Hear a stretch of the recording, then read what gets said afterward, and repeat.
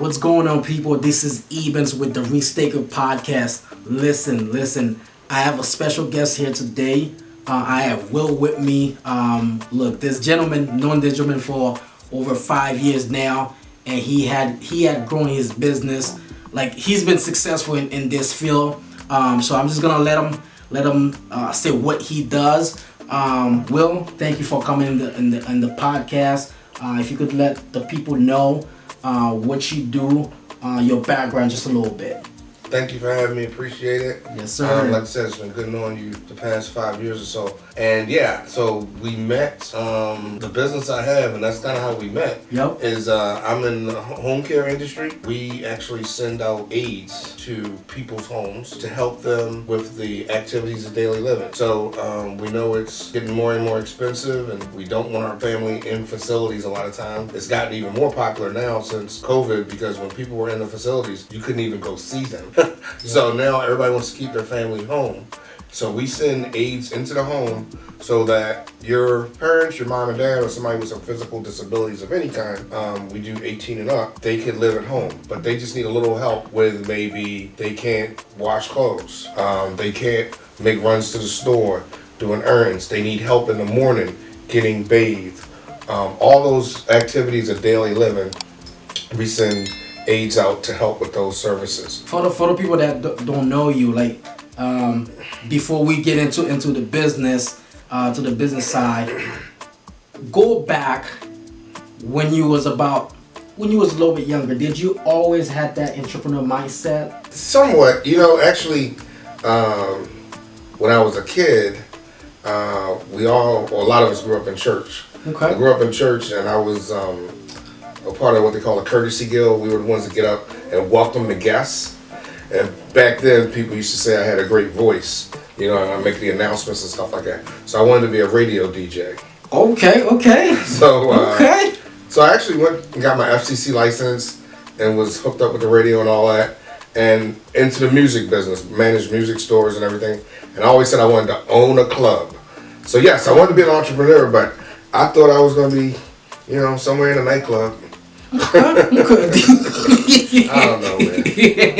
Didn't know that. I know that came from left field on you, didn't it? Yeah. Okay. So you had that in mind. So how was that? Did you become successful at that? Like, how was that for you? We never know where we're going to be led. I mean, True. It's funny. Like I say, I did get into the music business, working at the radio station. And working at the radio station, I ended up going into marketing and sales side of it. Okay. That's what happened. Okay. And then, from there, my career, actually, most of my career ended up being in sales. I was a beverage or a liquor salesman. Okay. I used to sell defense products for military aircraft. Wow. So you just never know where your career is going to lead you. And then how I got into the field I'm in now is a cousin of mine actually got into the business of home care, and I went to work for him. Okay. And then eventually moved down in this area and opened my own. But you just follow where God leads you. True. Very true. That's all. Very true. So what was the motivation behind you starting your own business? What was the motivation? Finally opening my own business. Like I said, I came down here and opened, and that was when I first met you. Yep. A business for my cousin in the same industry. But what happened was I was supposed to go and do some other things for him, and I liked it here. I wanted to stay here, and then so I started looking for a job. A lot of people said, hey, well, stay down in the area, stay in the healthcare business, do something else. And I opened LinkedIn one day, and a classmate of mine during my MBA program was the first person who popped up on my LinkedIn, and she worked for a home care agency. And I was like, this is God. She was the marketing director for a home care agency, so I reached out to her. And, through the grace of God, he made it work. That I got some financing, and the rest kind of is history. But, Jeremiah 29:11. I know the plans I have for you. Here we go. And, I still truly believe it was fate, it was God that had me to open LinkedIn, see her, talk to some friends, and everybody told me to open my own. And I'd have never probably had the gumption to try it if it wasn't for that. Wow. So it was a fate. So basically it was God. Like we know that it was God, and sometimes God work in a mystery way that we can't even understand. So I'm glad that you opened your LinkedIn and to see that classmate. And what was as a business owner, we face some challenges. Like in the beginning of your entrepreneur journey, like what was some challenge or failure that you had along the way? We all have failures day to day, but when you talk about challenges, I guess I gotta say, the biggest challenge of all is literally, we went out to training in Texas for the franchising. When we came back from Texas the first week of March of 2020, we moved in our building to open this business the same week that everything shut down for COVID. Oh boy. So when you talk challenge, but again, it's all about God. And as they say, God sends angels unaware.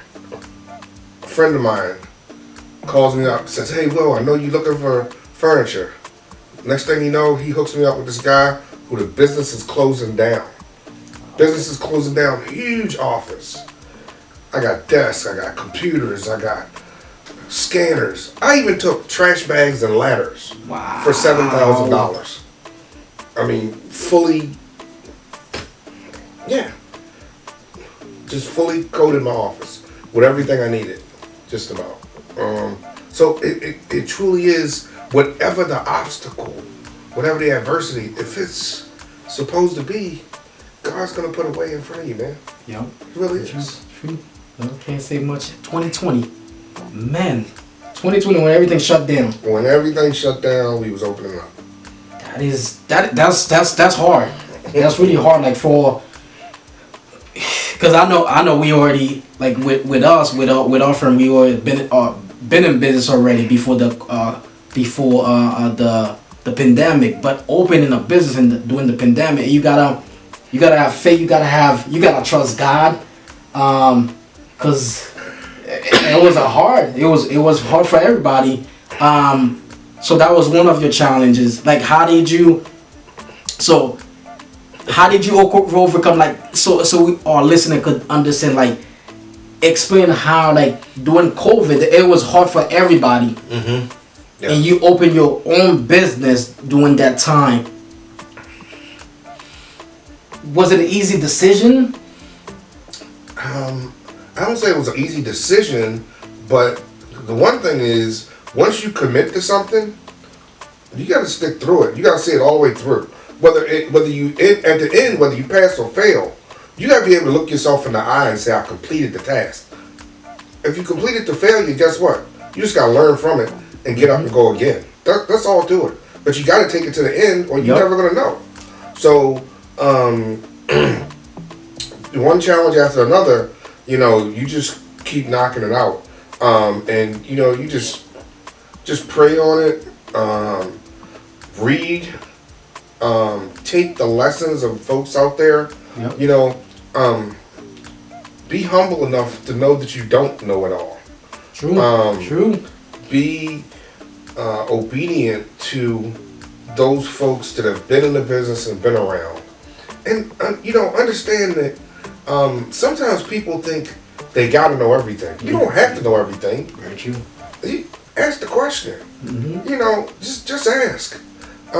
Half the people that you end up asking a question for, when they started out, they didn't know. Yep. And just keep your promises. If you say you're going to do something, do it. If you can't make the commitment, at least follow up and let them know that you tried to get the answer or you're still trying to get the answer. I have had so much help from different people. Your network is so important. I mean, you know, like I said, you and I met you DJing a party, man. That's true. Come on, right? That's true. So, but we, you know, that's the thing I think also that people don't understand about. You never know when you're going to need somebody. Yeah. One thing that we try to do is, you know, when we're taking care of these seniors, we take care of them day to day.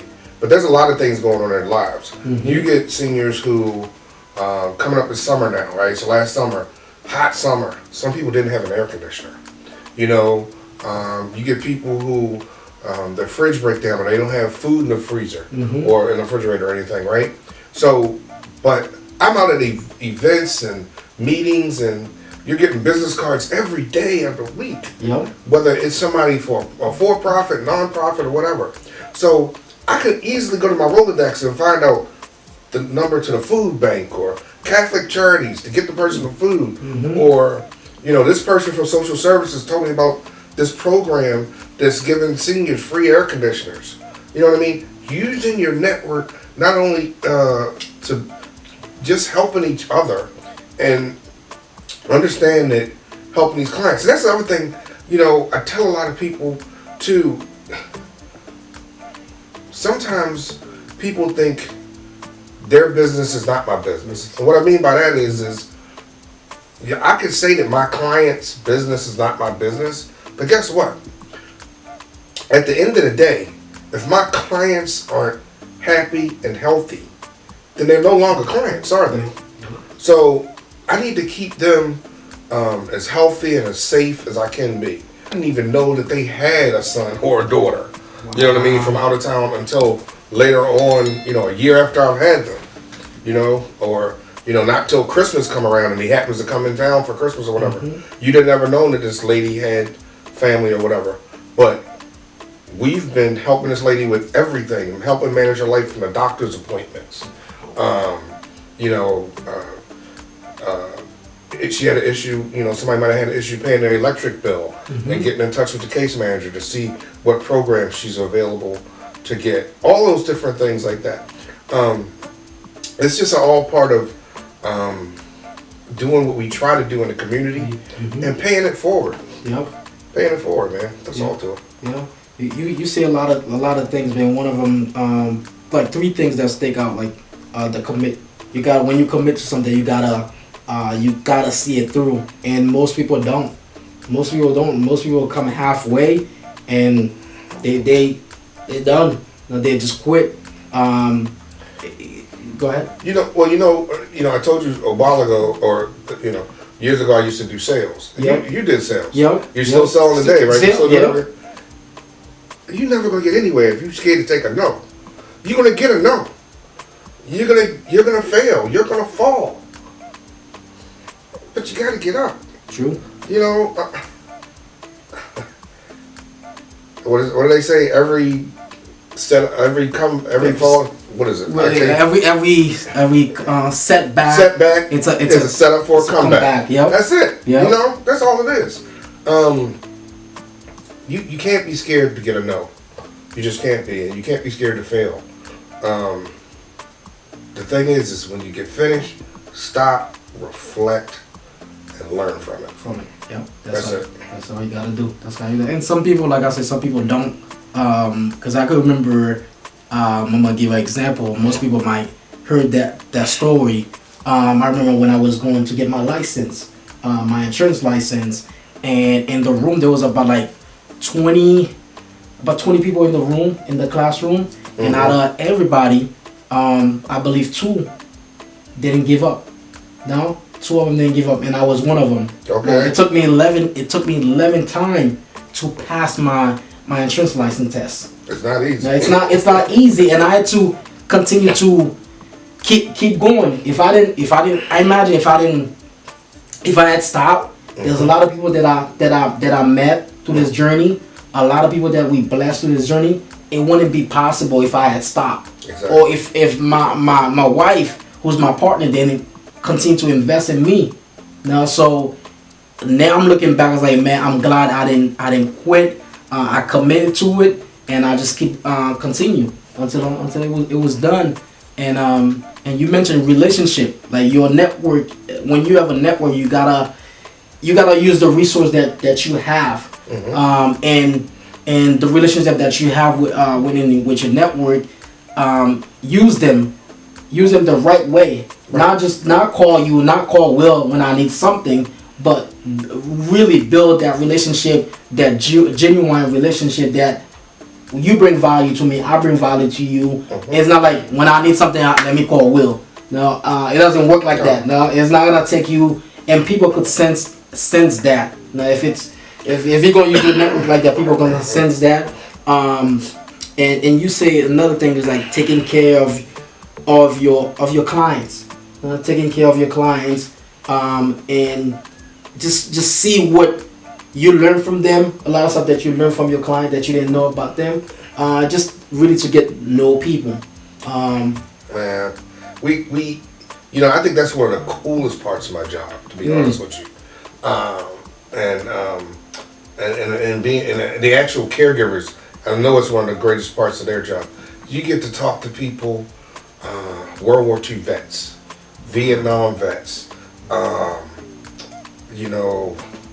I have one caregiver. This lady's 80 years old, but she probably gets around better than you and me, man. But it's just so cool to hear these people's story. You're sitting here interviewing me about my couple years on this earth and my past 5 years of business or whatever. But man, you got people that's got 70, 80 years worth of stories to tell you, and you just don't know what somebody's gonna tell you from day to day, where they've been, what they've done. It's just great, getting to know people and just hearing some of the things, like I said, that you never even imagined, just really wouldn't imagine. That's true. That's very true. That's very true. I'm gonna bring something. I know your daughter work with you in the business. Okay. Yeah. How does that, having a family member? How does that, like? How do you balance that? Like, your daughter working with you in the business. Like, how do you balance that? How's that been? Wow. I know it's something I just threw. It's okay. It just came in mind. It's okay. Honestly, I don't know if I'm unique in that respect, but I truly am one of the people that I can separate business from pleasure. Okay. At work, occasionally, she might slip and call me dad. But for the most part at work, I tell her, call me Will. Just like any and everybody else, we're at work. Business is business. You got your job to do. You report to me with what you do. She, has a stake in it. She has ownership in the business as well. You heard? Hold on a second. She have a stake ownership, and that's how we build wealth. Go ahead, Will. Go ahead. Yeah. Actually, two of my daughters all three of us are partial owners. Yeah. Okay. So yeah, if anything happens to me, the business goes to them. But one of them's been working in the business with me from the beginning. The second one is just starting to come into the business now. Awesome. Because we're thinking about expanding some. Okay. So if we do, which I'm pretty sure we are, sometime next year, just getting her in to learn the business or whatever. But like I said, anyway, we keep it professional at work, and we also respect each other's tendencies. I'm an early riser. I'm at work, by 7 o'clock. She's the same daughter that I had to, try and kick out of bed and get to school, and now she don't go to school. So, and you make a part owner too. I'm an owner. I ain't got to go in there. So she doesn't come in at 10, but she stays till 7, 8 o'clock every night. You know what I mean? She just works. That's the schedule she works. So she gets the same things done as anybody else. And just like I do, while you at work or throughout the middle of the day is one thing. You get most of your work done early in the morning before anybody bother you, or late in the afternoon. So that's why I get there early and get my stuff done. She stays late and get hers done. No problem. And honestly, when you talk about the generational wealth, reach one, teach one, right? That's it. It may as well be, your own family member and bring this on. We're in a business right now that the baby boomer generation is supposed to go for another 7 to 10 years. And the average life expectancy today of a senior is 77 years old for a male, 81 years old for a female. So if you got 7 to 10 more years of baby boomers, that's 65, hitting 65, and then you add 12 to 14 more years to get to 80, right? Yep. Okay, so that means basically right now we're looking at 15 to 20 years that this business should be probably going pretty well. And actually probably exponentially growing with the size of the baby boomers. So, I certainly don't plan on still working at 15 to 20 years. I hope not. I'll probably need my own services to take care of me. You probably have other stuff, other projects that you're gonna be working on. Yeah. But that's good, man. That's good, man. That's one thing, like having, because I have 2 kids, as you know, and I would love to pass it on to my kids. I always tell my wife, that, look, they don't have to do the same thing that I do. No, they don't have to do the same thing. They could be behind the camera doing this. They could be doing something in the business. Doesn't have to do the same thing that I do. And if they don't want it, at least they have an option that we built something from them. They have an option. Now, the first option is that you're gonna have ownership. There's no but. You have ownership in this. It's you part of it. Right. I would love you to come and continue this legacy. That's what we built. We're building this. So I'm glad that you're both of your daughters in with you, and I think you're gonna do some great stuff, man. Some great stuff. For all, I have like two questions for you before we end this. What's some of your wins? Some of your successful? Because I know we talk about failure. What are some of your successful moments since you've been in this journey?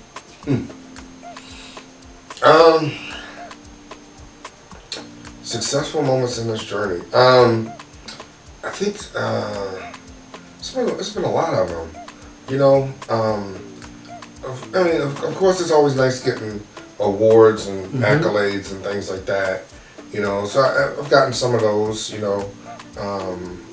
Franchisee of the Year, 2 years in a row. That's big. That's big. Franchisee of the Year. That's big. That's big. How do you get that? Like, how do you qualify to get that?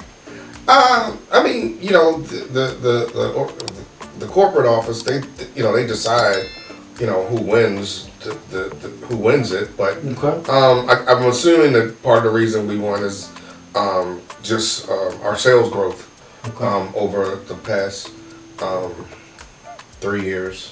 We are the fastest growing franchise that our company has ever had in history. Yeah. So that's nice. And we're actually now the number 2 franchise in the company. So we grew pretty quickly. Years Pleasant. So it's the biggest compliment is when a family member comes and tells us, that Homewell helped make their last years as successful and them as happy as they could be. That's probably that's why we do this. You know what I mean? So that's the major accolade that we would like more than anything else. And then just in general, like I said, from a personal perspective, I like being in the community. I love the fact that we employ folks and give jobs. It's fulfilling to, especially when some young girl that you may have gave a chance, who's, let's just say the story of somebody who took care of their mom or their dad or grandmother, even more than likely. Young girl, maybe 19, 20 years old, took care of her grandmother her last 2 or 3 years of life. And now really has a heart for helping and wants to help seniors. And she comes to me, or comes to us and wanting a job, and we train her. We have a care management team that helps train her. And then eventually, maybe even they go to school and they get their CNA license. And they fully turn, and grow in the business. We've promoted probably half a dozen young ladies from just plain caregivers up through the ranks of our office, through to lead caregiver and care managers. Understanding that this isn't necessarily college degree or anything like that, but this is something that if you learn the craft or the skill and you truly have a heart to help somebody, and you're willing to put in the work, because it's not a glamorous job either. I mean, some of it's taking a senior out to go get their nails done, and you get it done with them and whatever, and some of it's cleaning them up. You got both sides of it, So you got to be willing to get dirty as well as just smile. It makes a difference when you smile every day. We talk about Alzheimer's and things like that. Somebody with Alzheimer's, the difference is they need regularity. They need frequency. They got a regular routine every day. If you got their routine, they're okay. So teaching a caregiver that simply, you don't think it's a big deal that you late 15 minutes? But guess what? When you were late 15 minutes, you messed up your regular routine for that lady with Alzheimer's. And now you're wondering today why Miss Betty is agitated, why she's irritated. You messed up her day, So teaching them that little bit of responsibility that, I can make her day better and my own day better if I do this, this, and this, and if I do it this way, because that's the way Miss Betty wants it done. It's true that seniors sometimes turn back into children to some respect.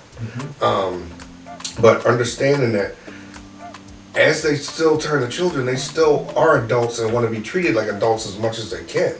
So yeah, your kids, you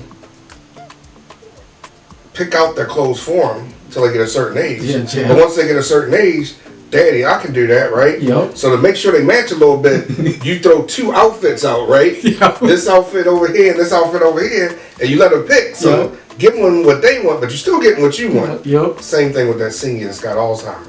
You don't just take them and put them in front of the closet and let them you pull out 2 outfits. Hey, Miss Mary, you want to wear the red today? Or I think you really look good in blue today. And keep it simple for them, because that simplicity they can handle.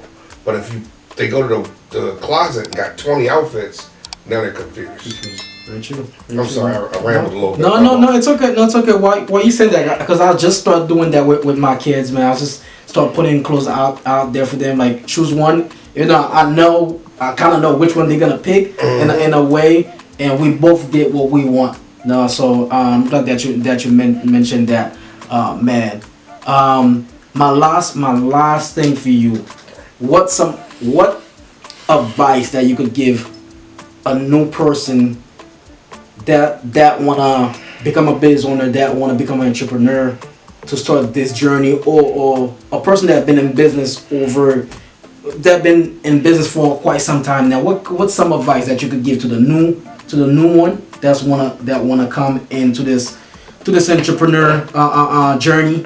What one advice that you could give them? Somebody new who wants to be an entrepreneur, I would. One thing I would say is, if you know what you want to do, but you're not sure how to do it, there's nothing wrong with franchising. Yep. Franchise is just somebody who set out a model that supposedly works. Now again, you need to go through, review it, do all your discovery, check out a couple different ones and figure out which one works best for you. Yep. But sometimes you don't need to recreate the wheel. You know, I have a lot of people that ask me, Will, you know, you were in the business, you could have probably opened your own franchise, your own business without going the franchise route. I did the franchise route because of expediency. You know, I left a job and I wanted to be back working and up and rolling and quick as possible. Franchise, everything was kind of set out for me, and I could go by the formula, and I was up and rolling in 90 days, give or take. You know, literally. I incorporated January the 6th, and like I said, in March we were opening our doors. You know, if you start from scratch, it's a whole different ballgame. Yep. So I guess I'll just say, as a tip, franchising, you know, and you can franchise anything. True. Pet grooming, you name it, whatever. Yep. You know, people think of franchise, they think of Ray Kroc and McDonald's, but that's not it. You know, it's anything. So that's one thing I guess I'd say for somebody new. For somebody who's already in the business, I guess the biggest thing I would say is don't sit on your laurels and think that unless you're planning on retiring sometime soon, you know, don't settle with enough is enough or it's good enough. You know, because you don't know how the world's going to change, how business is going to change, politics and who's in office and interest rates right now and whatever from day to day. So what you think is great and what may have been, you know, status quo for a year, for 2 years or whatever, it could change in a blink of an eye. So, and it's true. If you're not growing, you're dying. It's that simple. Facts. If you're not growing, you're dying. Facts. It's no, we just gonna stay steady. No. True facts. True facts, man. If you're not growing, you are dying. We're gonna leave you with this. Oh man. Thank you, Will. Thank you again for coming in to the Restaker podcast. Look, I'm your host, Ebens, aka Benz. Look, subscribe to our YouTube channel. Download wherever you listen to any podcast. We're gonna have more in store. Stay tuned. Keep watching. Again, this is Ebens, the Restaker, the Dream Chaser. Thank you. Peace.